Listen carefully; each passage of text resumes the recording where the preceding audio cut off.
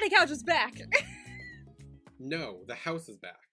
Okay, close enough. All right. No, the daddy couch is not present.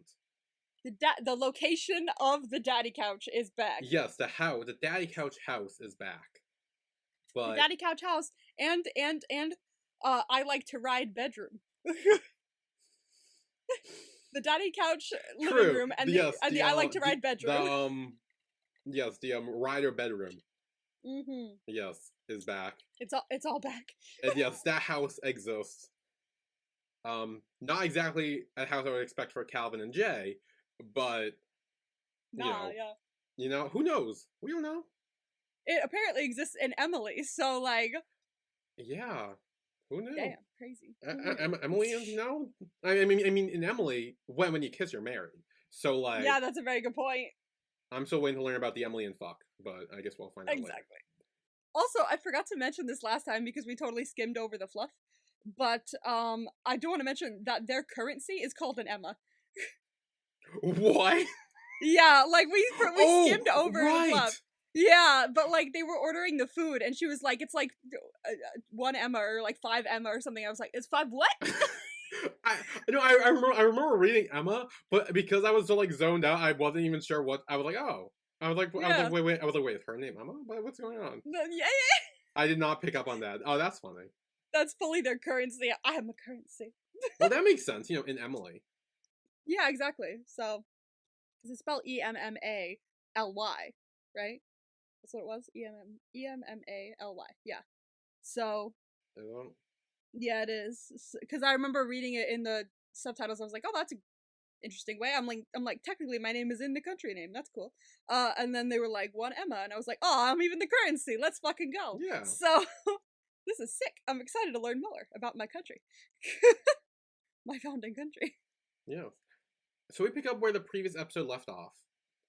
Where they had their kiss. Yes. And it seems like they're gonna go in again. But then Chakri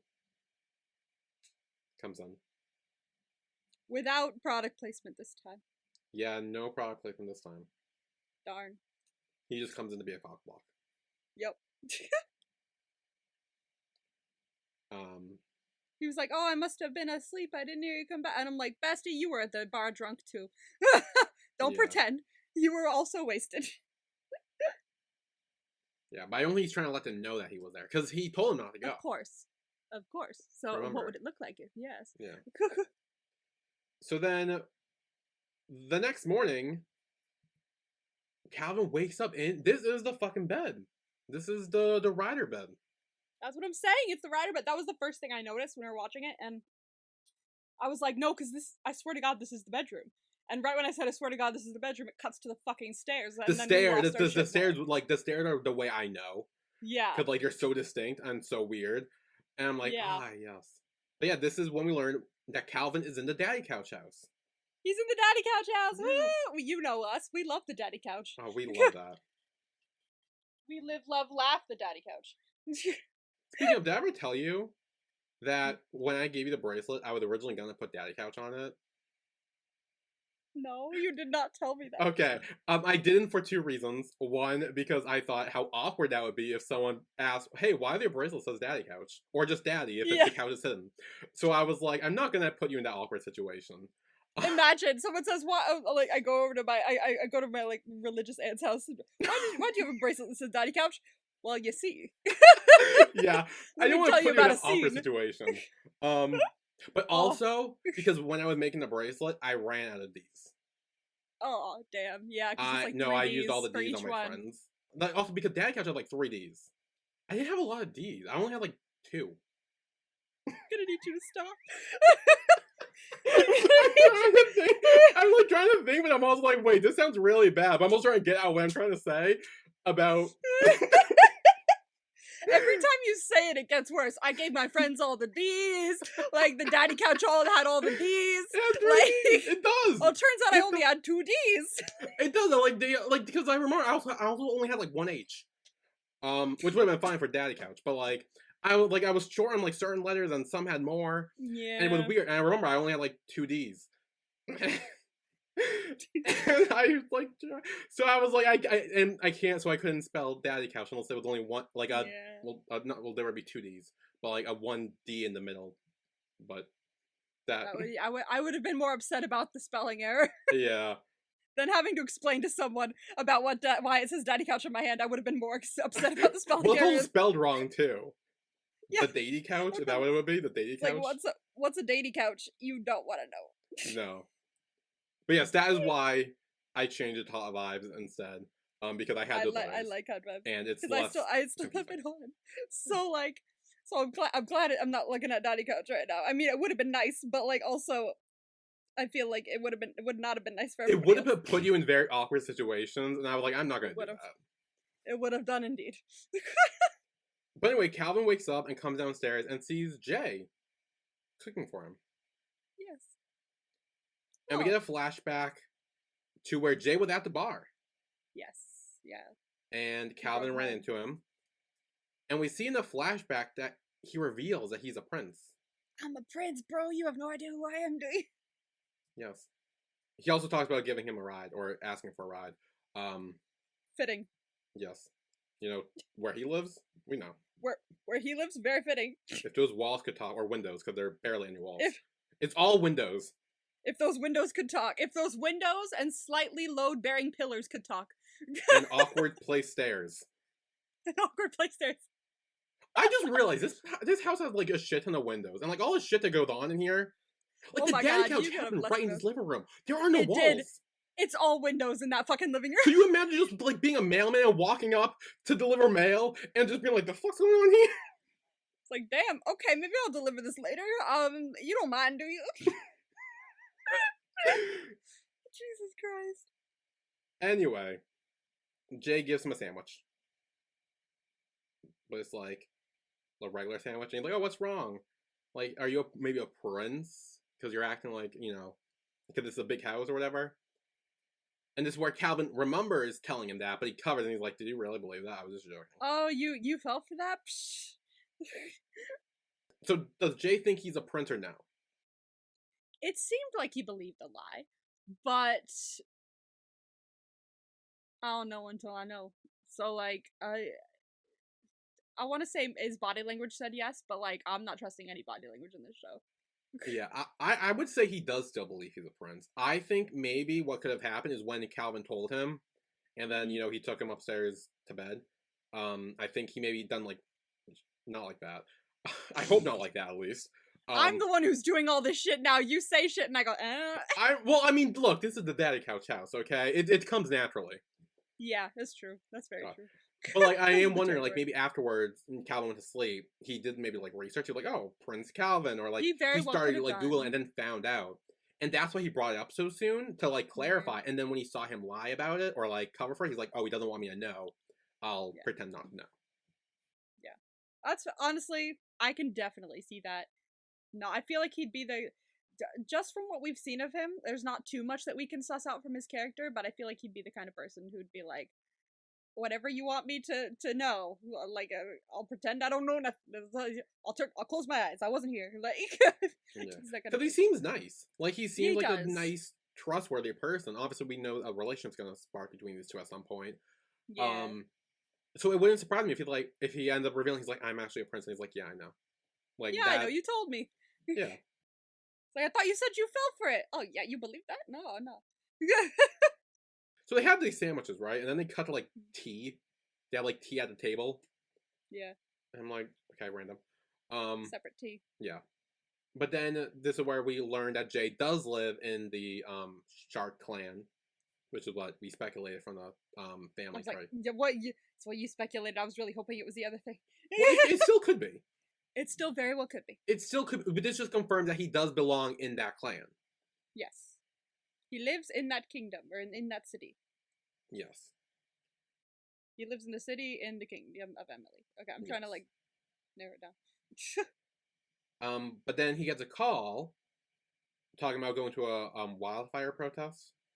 Yeah, I said so in your reaction. I was like, is this becoming not me? Are we doing, like, protests now? I was like, this just kind of, like, confused me. I'm like, why? Like, I feel like you could have came up with any... I mean, I guess, this kind of separates them because when he asks Calvin, he's like, no, I'm good. Obviously, because that's like too, like, he could be too in the spotlight. So maybe that's why. We're halfway through the show.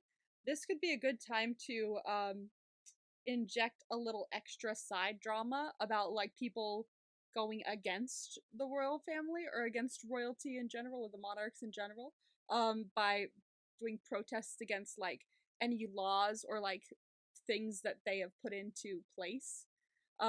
There could be like a different side faction that's like, nah, fuck the monarchy, something like that. This is the perfect timing to inject some of that drama and have it still play out just enough to be believable in a certain 7-episode time frame. I would say. But I mean, this is a project about wildfires. Like what? Yeah, about wildfires. But like, what if it's about like, what are you doing to stop the wildfires that are currently going on in the country? Why aren't you putting shit into practice that helps against it? That kind of thing. Maybe there's shit that has to do with it. That has to do maybe. Well, going to your theory, we know that Jay lives in the Shark Clan. What if he ends up going to the king of the Shark Clan? And that's where it's like hey, like, you're actually my son type situation. I don't know how that would happen from talking about wildfires. But,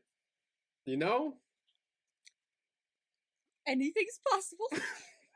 That was such a bad stuff. What I really meant is that how they would meet and like interact, maybe, and then down the line, it would be like, wait a minute, is he my son? Yeah, that's what I meant, not just like randomly bring. Okay, I see that. I'm very much down with that. Yeah, it'll link back to that, and then it'll link back to that. Yeah, that would be an interesting. Yeah, I'm down for that. That'd be cool. I want to see some protests anyway. This sounds fun. Very not me. So then back in the Golden Horse Clan, Kanin gets annoyed that Chakri is following him and says only Sharan is able to follow me. And Chakri's like, oh darn, but he's like, yeah, because he starts shipping it. He started being like, he's like, they're gonna spend some time together. So then Kanin and Sharan go upstairs, and Kanin just like turns around and like pretends to fall to hug him. I don't know what this was, but he doesn't. He's really trying. He's like, you kissed me last night, and or you want to kiss me again? I'll do anything. I will pull all the tricks out to get you to want to kiss me back again. Yeah.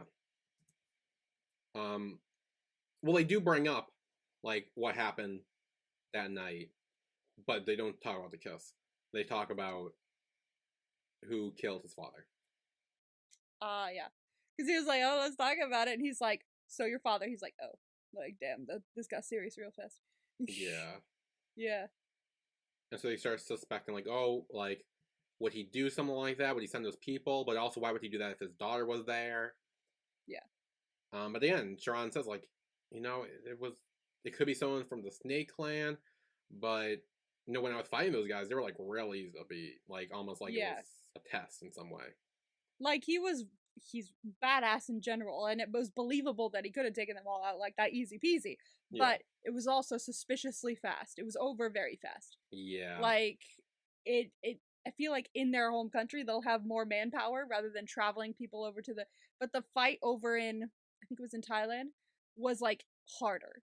Like, well, he got cut up, and he got cut, and shit like happened, and he froze again like before, but he got cut from it. It was a whole thing. There were only 3 guys here this time, and he took them all out before he even had the chance to panic about the rain.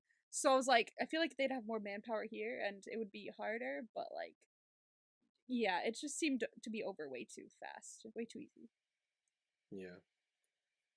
So then as Sharan leaves, he gets a text from Vedish, sends him a link to Kanin at the party, at the club. Yeah. And he like, saw this, but I'll update you anything about his dad. And he says, I might be out of touch for a while. Please keep an eye on him for me.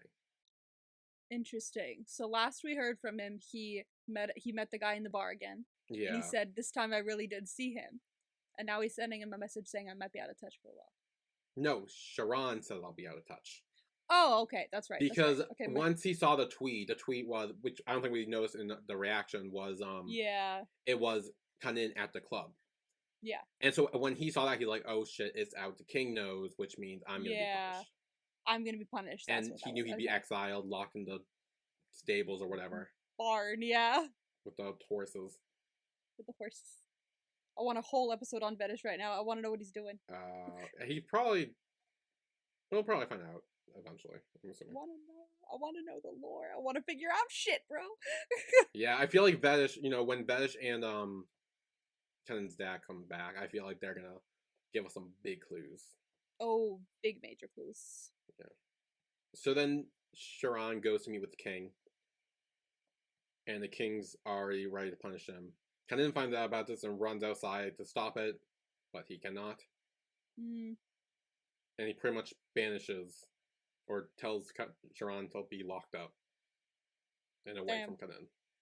I was fully expecting some dungeon type shit, but no, that was just for the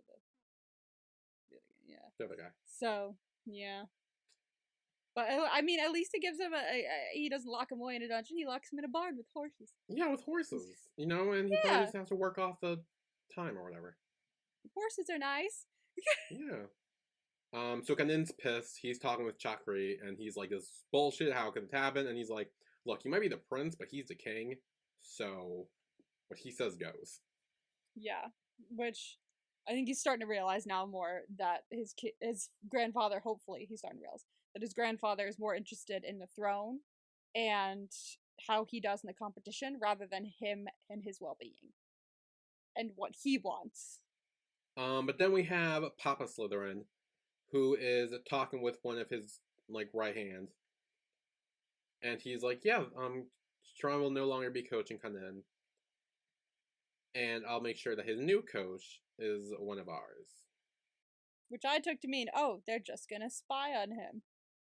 So then, Joe, the new coach, enters and meets Kanan, and Kanan obviously is not happy with us. No. Then outside, Chakri is talking with Kanan, and Kanan is worried about Sharran, and he's like, can you find out where he is and if he's okay? Then Kanan's birth dad, I guess, maybe, comes in and sits to talk with him. Kanan's supposed dad. Yeah, supposed dad. He comes in and he sits down and they talk about Sharran, and he kind of says, look, the fact that Sharran wasn't, didn't get a worse offense is actually a really good thing. Yeah. It could have been way worse, putting the prince in jeopardy like that. Which I think helps that, the king is a dick, but I think it helped him as well, the fact that he, adopted, metaphorically, Sharran, so he probably went easier on him than he would have done other people. Yeah.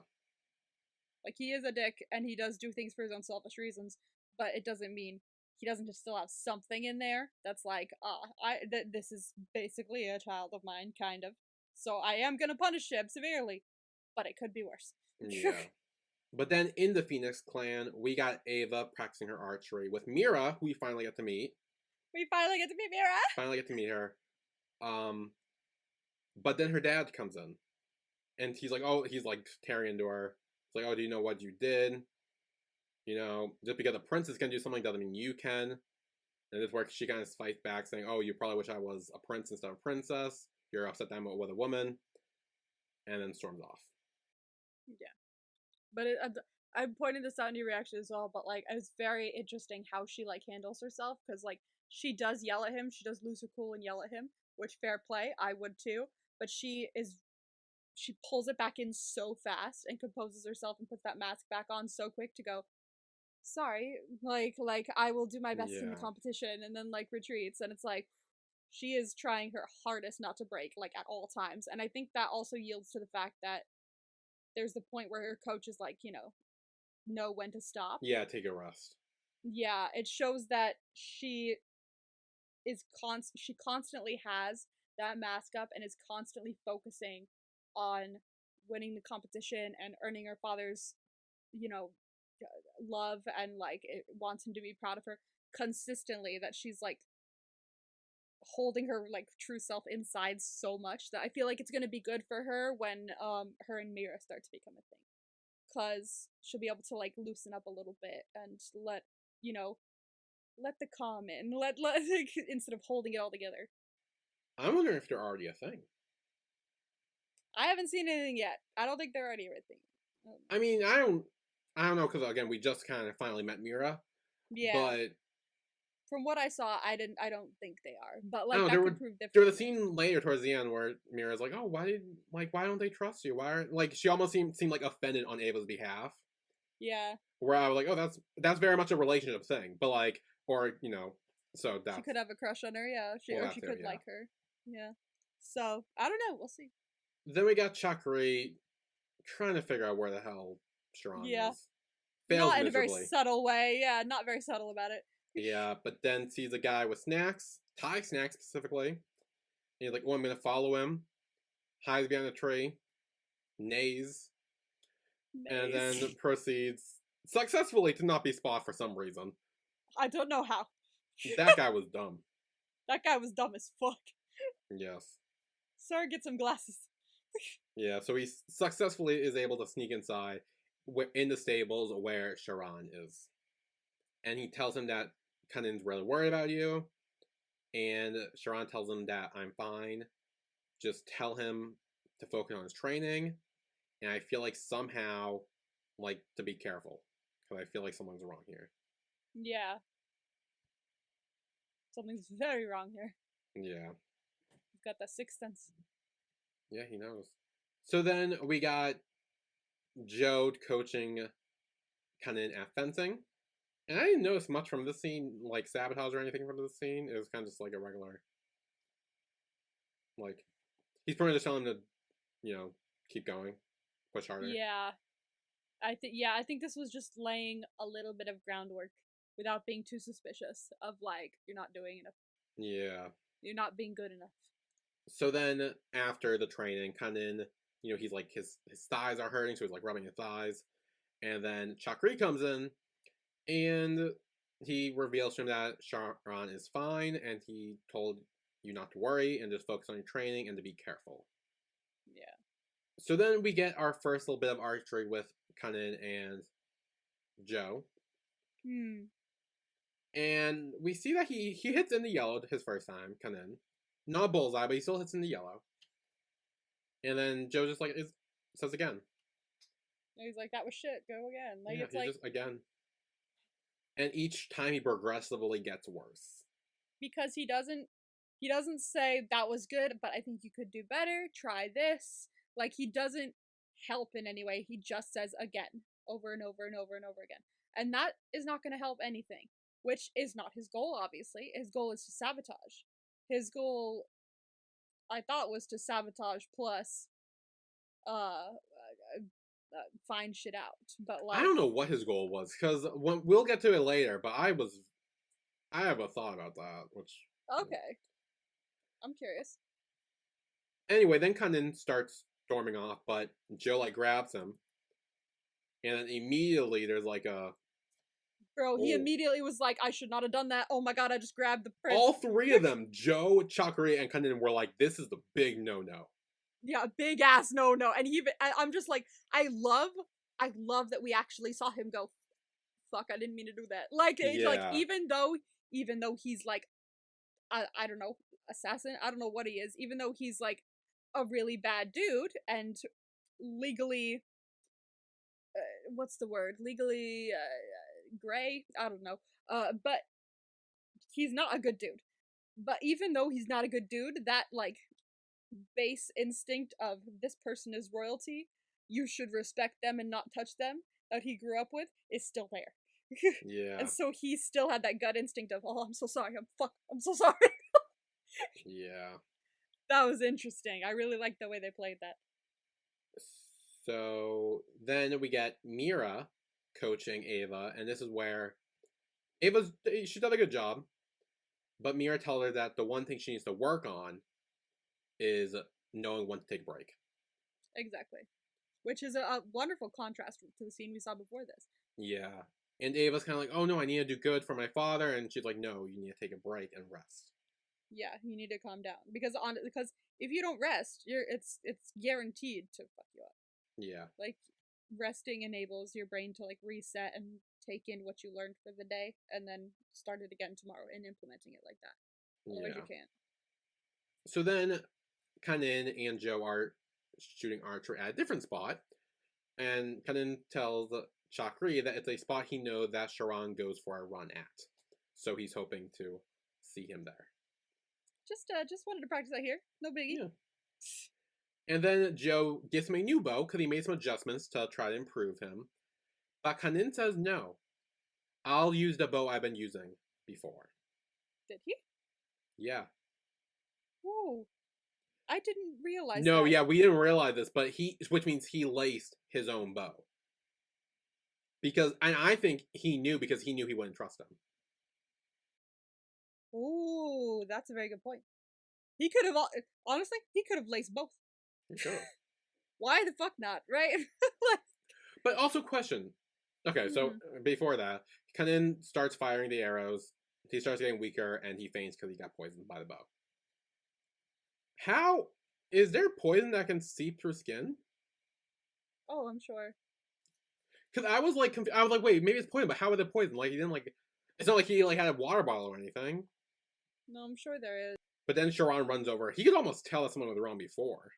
Yeah, because he saw him like kind of like sway a little bit, and just look like he was having a harder time pulling back and hitting his shots in a way that was more like not him just being like tired or unskilled, but like something was just inherently wrong.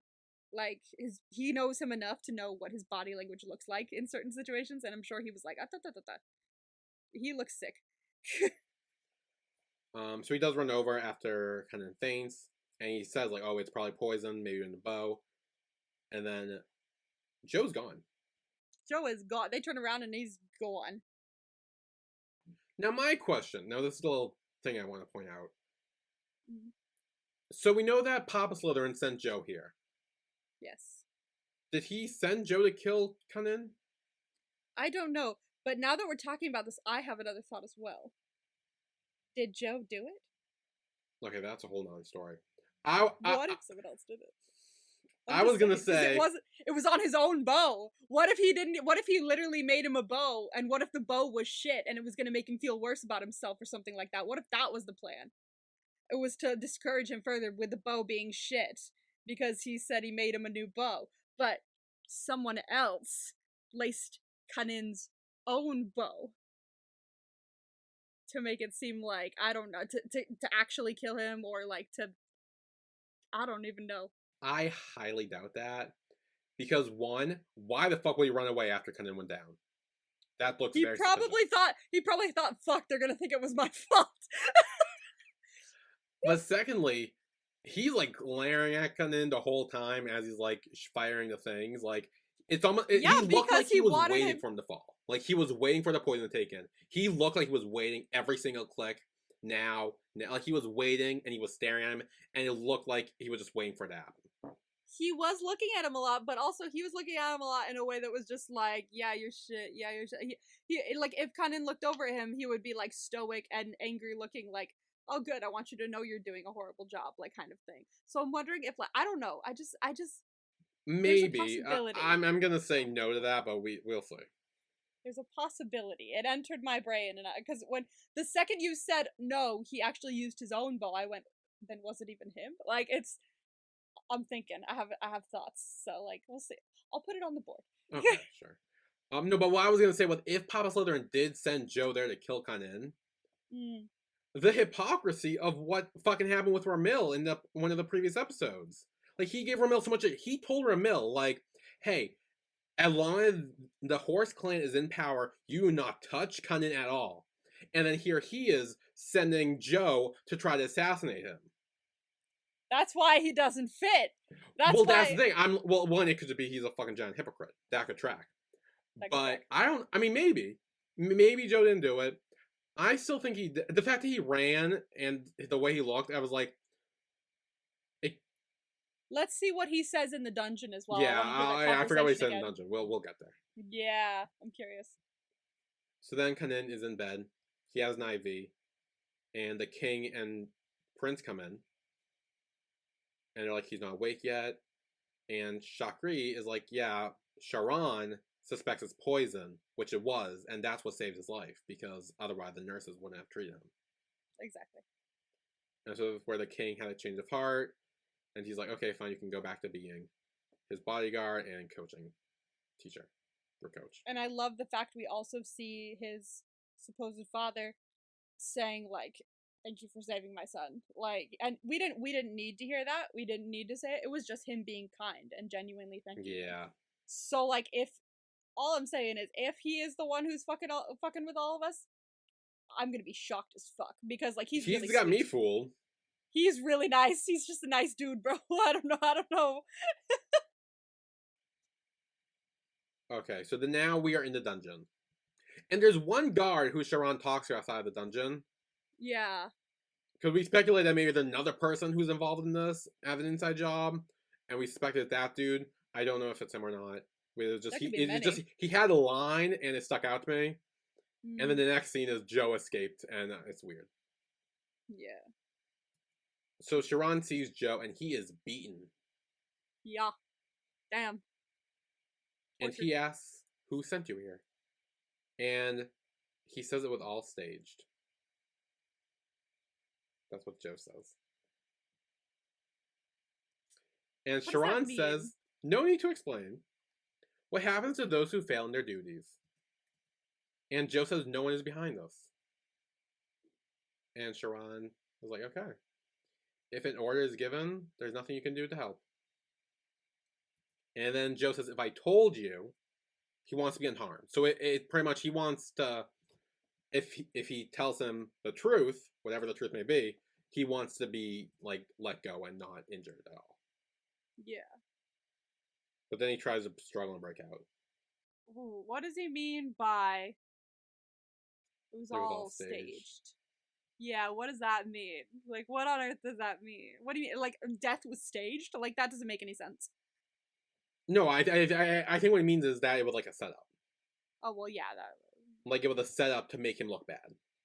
Oh, like, it was, like, I was framed. Yes, that. Yeah. Okay. Then I don't know, he fucking could be, bro. I don't know, I will say, that actually puts me more in the camp of... That's pretty damning, a little bit, just a tiny bit damning, is all I'm saying. It's something to keep an eye on. I'm gonna write, just before we forget, I'm gonna do it now. Every time. But he also says, "But no one sent me. No one sent me." Yeah, well, obviously, because he doesn't want, like, he probably is, like, trained to not give up who sent him there, and someone did, in fact, send him there, whether he was framed for the death or not. Like Charon was still asking him, like, who sent you here, kind of thing, and whether or not he attempted murder at all at that point, whether that's what he came here to do or not, he was still sent here. So he's still not going to give that up, no matter what. Yes, he was framed, but he's also been trained not to give up the person who hired him. Mm-hmm. Probably because he's loyal to his, prince or whatever. Okay. But then as Sharon leaves, he tells the guard who spoke to him earlier to go keep an eye on him, and then he walks inside the dungeon cell. And that's the last we see. That's the last we see. So I don't know if this guard is in on it. The fact that he had a line is confusing to me. Like, the fact that he talked, because... and then knowing what happens, and he's very close to that, is like... In Hollywood terms, that means they had to pay him. And they could have very easily just given him no lines and not have had to pay him extra. They would have had to pay him a lot more if he had a line. I don't know what the rules are in Thailand. I just know what they are in LA. But because he has a line, in LA, he would have been paid a lot more than just an extra with no lines. So that just tells me, hey, he might come back around because he's important to the story. So maybe he is the one that let him go. Well, also what you could have done was I don't know, maybe the budget was huge for this fucking show. So maybe it was. That's a very good point. They had money and they were like, fuck it. Yeah, but if it was that extravagant, like maybe they were also very, very like meticulous on what they were planning to use money for. Like money would go to this, but nothing more, nothing extra. The more expensive projects are, the more they're going to rein in pricing on things that aren't as needed. The more they're going to penny pinch in specific points where they don't need to use money. So that is very interesting. I will say that he had a line. That's very interesting. So then we get a little scene with Ramil and Peitai. And Ramil's asking what happened to Kanin. And Peitai says that there's a thorough investigation into Prince Kanin's coach, but it's being kept confidential. And Ramil asks if Kanin is dead, and he's like, no. And Ramel says good, because it would take the fun out of it. Fucking Christ. Like, I still don't like this man. It means he doesn't want him dead because he wants to beat him in the competition. Yeah, I know, but like... At least he doesn't want him dead. I know, but like, it's not necessarily... That's not a bad thing. It's a bad thing when it's like, oh, good, he's not dead. Then I can... Because then it'll take out the fun of winning. Like that's... It would! Look. That's still not good. Playing fair. He's playing fair. Dude, it's not the worst thing he could have said, but it's still not good. Okay? I think the fact that he's happy that Kanin is alive is pretty good, but whatever. Bro, you're whatever. Me fine, here. whatever. If you disagree that that's a bad thing, that he's happy Kanin's alive, fine, so be it. Bro, don't you put words in my mouth. Don't you put words in my mouth. I'm just saying, I think it's a good thing. Anyway, then we get a fucking cut, and Sharon is apologizing to the king, and the king's like, oh, he must have been beheaded by now. So apparently he escaped. We get the I want to rewatch the scene too. So Sharon enters a dungeon, and this time, before there were like a bunch of people lined up against the walls. Yeah. This time there's no one. No one's there. Because every single person is in Joe's dungeon room, like, knocked out and beaten. Like, here's the thing. Would you have taken the time to, however many people there were fighting, would you have taken the time to beat up the guards and then drag them all into the cell, knowing that someone could come down there and see what you were doing and just recapture you? Or, probably not. You would have just, like, kicked their asses, left them where they fell, and run, because you're on a time crunch. So, like, what was this? So what I think was that the one who went in, assuming he's not a traitor, the one who went in, Joe was able to get the upper hand on him, beat the shit out of him somehow, and then maybe the other guards went to check on him, heard a noise, they all went to see what was going on, and that's when he beat them all up in the cell. If he's like a trained assassin, and we're not right that he did try to kill Kanin, but if he's a trained assassin aside from that, like, he could beat people up like Charon. I don't doubt that he could have done that if they all ran in there. Yeah. Well, the king tells Sharon to uncover the truth, and I will bring the culprit to justice. So it seems like this whole Joe mystery is gonna be resolved at some point, because now it's like a thing that the king wants to know about. It's very much is he alive still as well? Because he said he'll have been beheaded by now, but we have met the snake guy, and it does seem or Papa Slytherin. Papa Slytherin, yeah, we've met Papa Slytherin, and it definitely seems like something he would do, probably. Like, if someone crossed him and he was easily vanished, then he could easily vanish him, no problem. But, like, would he? Is that all possible? That Joe wasn't sent by Papa Slytherin? No, he was. We had the full conversation of... sent by the guy with the snake bracelet instead? No, because it goes back to the whole, why would Papa Slytherin tell Joe to kill Kanin if he threw the whole fit with That's what I'm saying. I don't think that Joe tried to kill Kanin. I think that whoever has the snake bracelet, maybe, that we'll say that for now. Whoever has the snake bracelet sent someone else in, or sent themselves in, but they probably have a whole little army, sent someone else in to poison Kanin's bow, because they knew that was his bow, and didn't expect Joe to come in and say, hey, here's a bow, I made a new one for you, it's gonna fuck with you, but I made it, here you go, here, to your specifications. But he still went back on him anyway, because he said, no thanks, I'm gonna use my own bow, which worked in the snake bracelet guy's favor. But we know that Papa Slytherin sent Joe, because he said, he said Charon's not coaching him anymore. And he's like, good, well, we have a guy that we can send in on the inside. Let's send one person in from us, and that way he can keep an eye on them for us. We know that Joe was sent by them. We know they sent someone there. We never see Joe interact with them at all. And we never see them interact with Joe. What if Joe intercepted that guy who was supposed to be there? I don't know. I feel that feels a little too convoluted. I don't know. It just seems weird that it's like they're building this up to be this big mystery if we already know the answer. Like, the audience already knows the answer to the mystery. Why this being a thing? We don't, because I'm telling you, Joe did not try to kill Cunnin. Someone else poisoned his bow. That's the mystery. See, I disagree. I think Joe did try to kill Cunnin, but he's not working for Papa Slytherin. I think he's working for a serpent bracelet. Where's my okay. We are making this way more complicated than it needs to be. We're gonna have a whole nother section here. Hang on. Who is Joe? Who sent Joe? Okay, we're gonna put those in there. And I'm gonna leave the poisoned bow up here because we still want to know who poisoned Cunnin, if it was Joe or not. This is just for Joe specifically. But like, if someone did try to poison Cunnin that wasn't Joe, that's gonna be important to our larger story. So I'm leaving that in clues. But apparently we have a bigger mystery on our hands, and that's the fuck was Joe involved in, and what wasn't he? I'm just saying, I don't think Joe's who. I don't think Joe did it, but he was sent by Papa Slytherin. And I think Joe did do it, but he wasn't sent by Papa Slytherin. He was sent by maybe the serpent guy or something. I think someone took advantage of the fact that Charon, his main bodyguard, was out of the picture for half a second.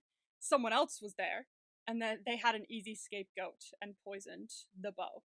Whether Joe was there or not, I think they would have tried to do that. I could see that too. But I still think that, you know. Yours seems too twisty-turny.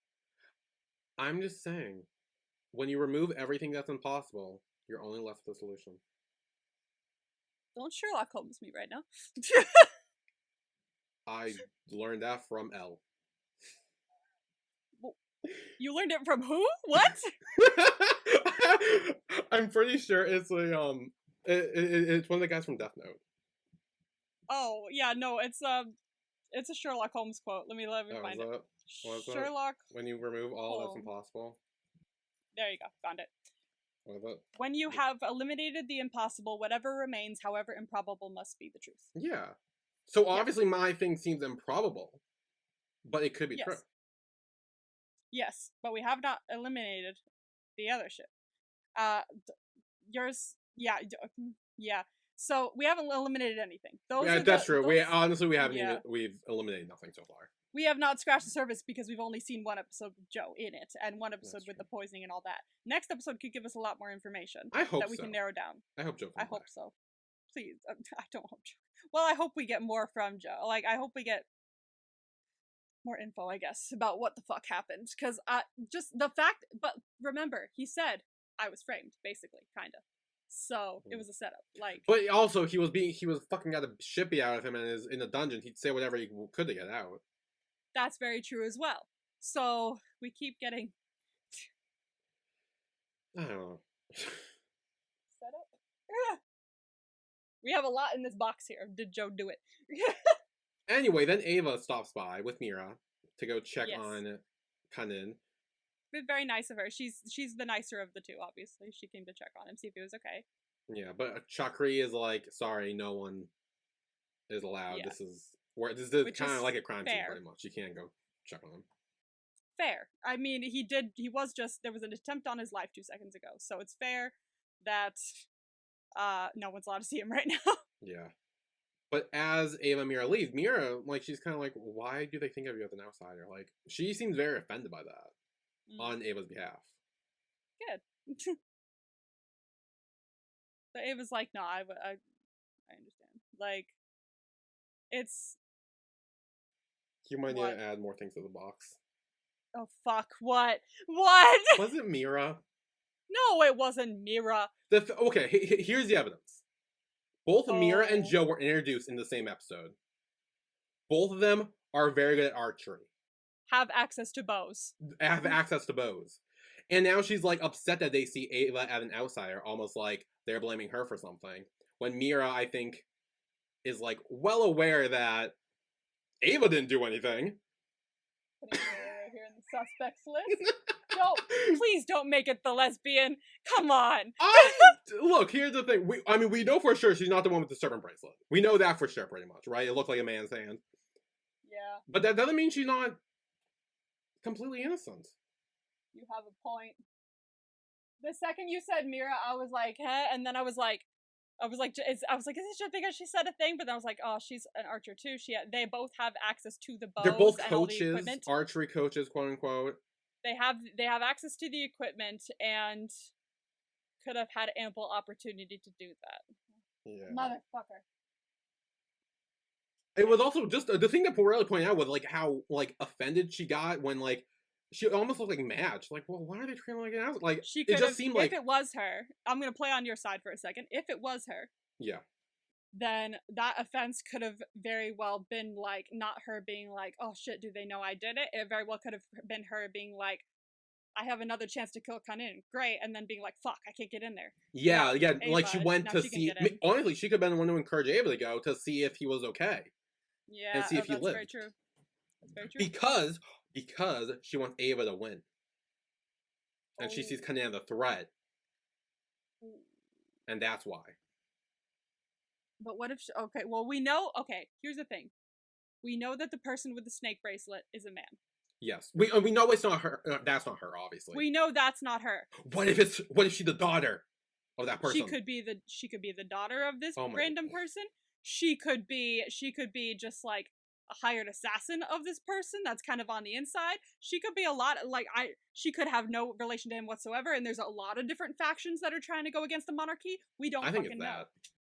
Like, yeah, there could be a lot of people going against everything going on right now. Like, there could be a whole tunnel of like intrigue that nobody knows about people trying to like take down the monarchy. So like, we're gonna have to dig deep for this. I thought there was not much lore in this except for like some mystery about being poisoned, but turns out there's a lot of shit. I did too, but now we keep saying things and we're just like, okay, throw it on the board.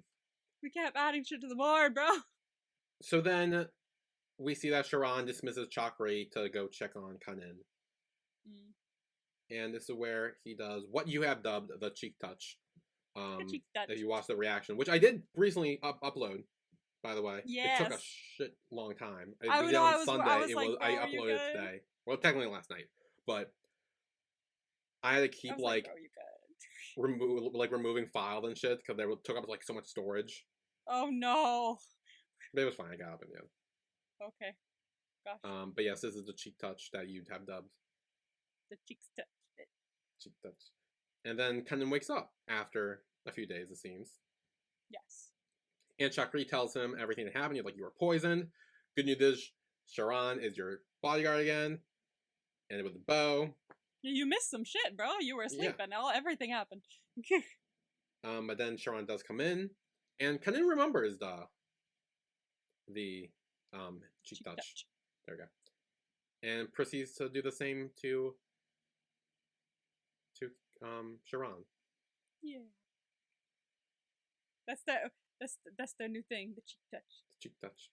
And then we get a little montage of Sharan feeding Kanin, treating his hair with the stuff Chakri brings. Yes. Honestly, a great product placement there. Just like, yes. Let me help you heal with this beautiful hair serum. Yes. And then we get like a 10-minute long sex scene with them at the end.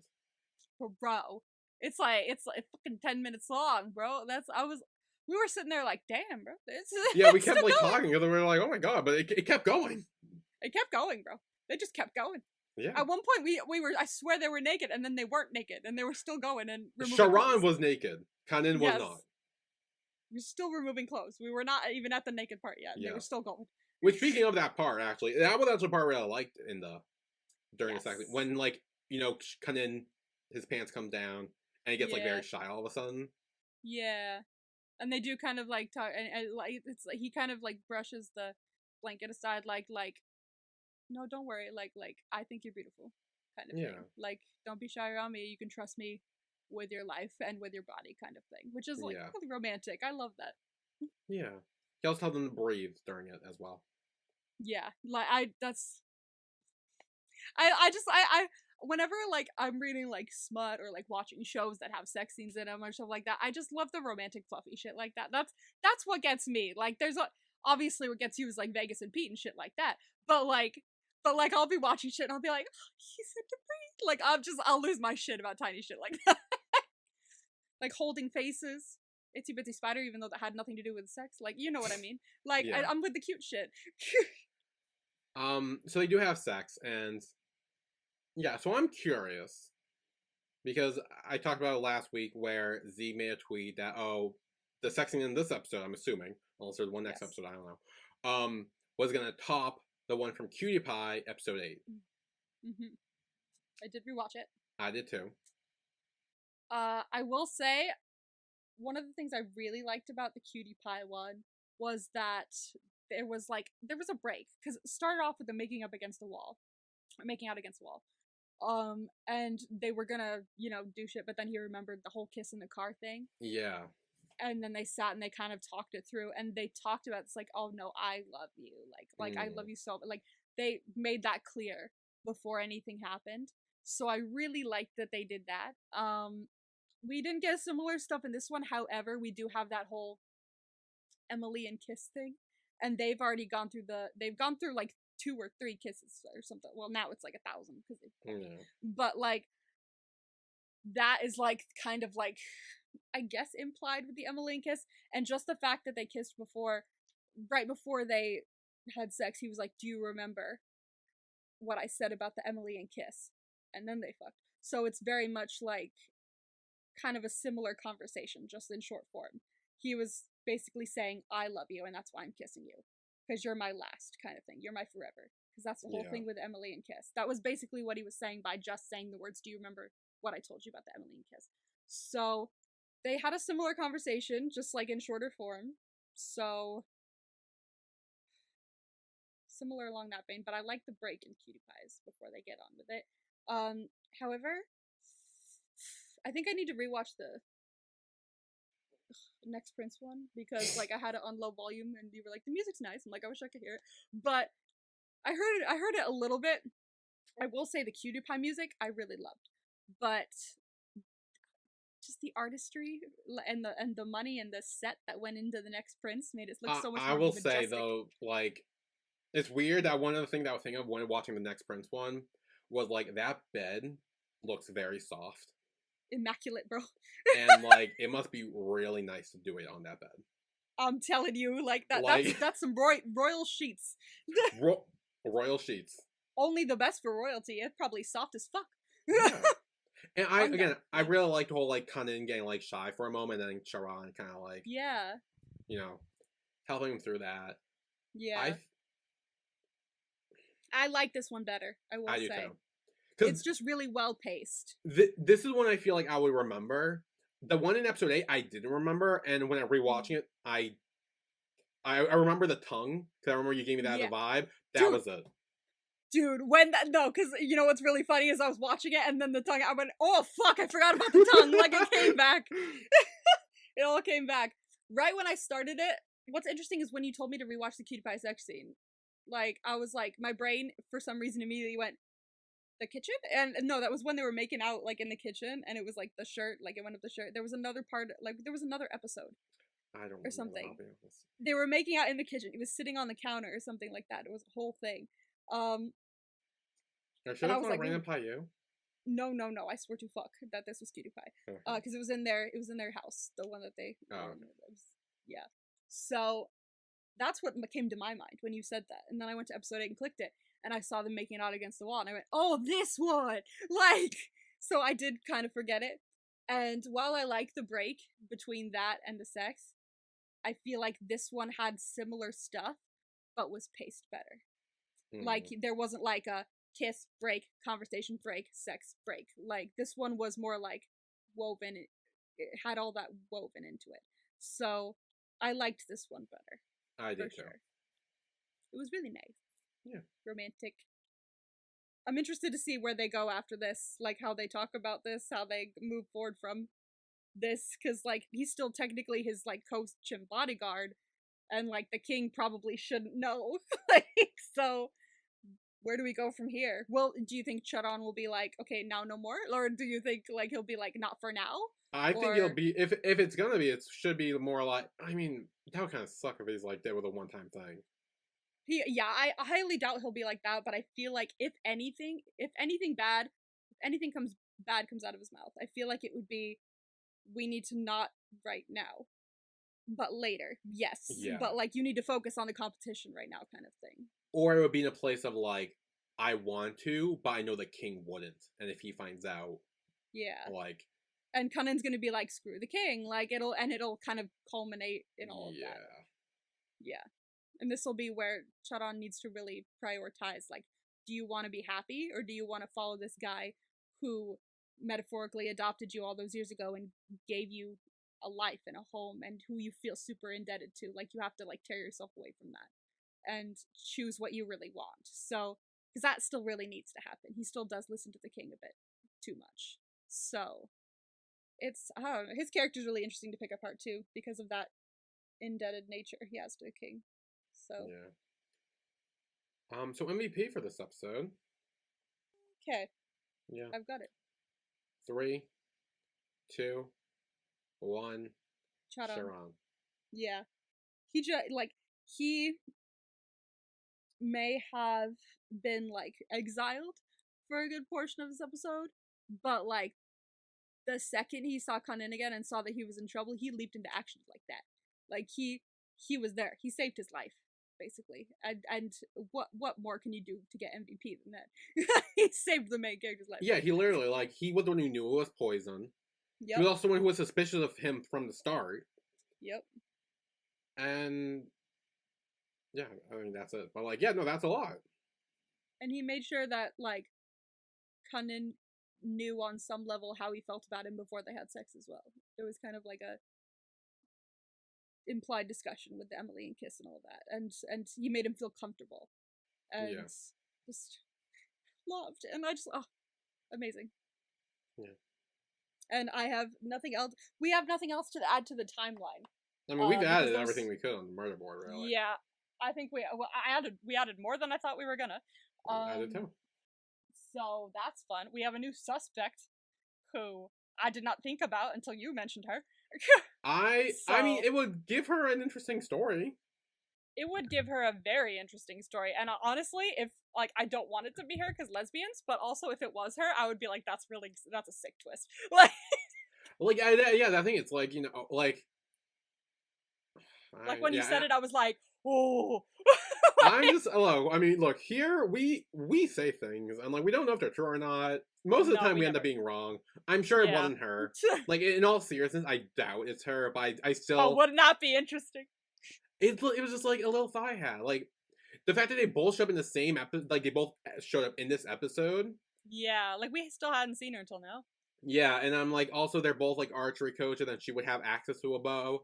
The only question is how she would end up in the Horse clan from the Phoenix clan, how she got there and back, but it could have been, like, a night trip, I don't know. I don't know exactly the location or whatnot, or, like, or maybe she's working with Joe. Maybe it was, like, a duo thing. Oh, I don't think so.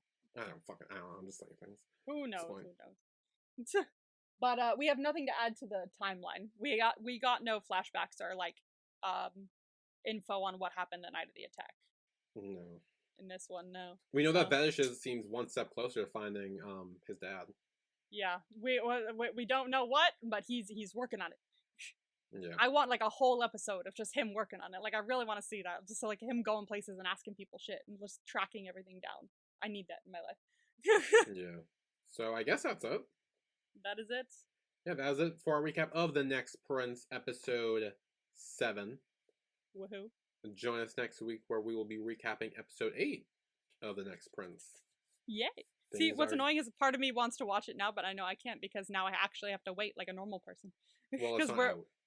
Exactly, because we usually do these on Sundays when it's out, so if I am inclined to watch it, yeah, I could, but I can't. Yeah. Damn. Well.